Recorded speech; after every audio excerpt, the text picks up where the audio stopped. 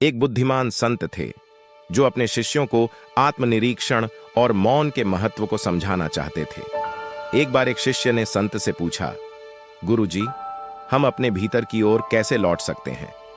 संत ने उत्तर देने के बजाय शिष्य को जंगल में एक लंबी यात्रा पर भेज दिया। उन्होंने शिष्य से कहा, तुम्हें इस यात्रा के दौरान मौन रहना है। तुम जो देखोगे और अनुभव करोगे वही तुम्हारे प्रश्न का उत्तर होगा। शिष्य ने संत की आज्ञा का पालन किया और मौन रहकर यात्रा पर निकल पड़ा। उसने प्रकृति की सुंदरता, पक्षियों की चहचहाहट और नदियों की धारा को ध्यान से सुना। धीरे धीरे उसे महसूस हुआ कि उसके भीतर की हलचल कम हो रही है। वह अपने भीतर की शांति और स्पष्टता को अनुभव करने लगा। जब शिष्य वापस लौटा तो उसने संत से कहा, गुरुजी, अब मुझे समझ में आया कि ज्यादा बोलना हमारे भीतर की ओर लौटने नहीं देता।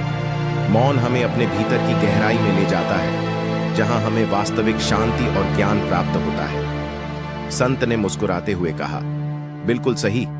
जब हम बोलना कम करते हैं तो हम सुनना ज्यादा शुरू करते हैं और यही सुनना हमें अपने भीतर की ओर ले जाता है। शिष्य ने संत के शब्दों को हृदय से लगाया और अपने जीवन में मौन का अभ्यास करना शुरू किया।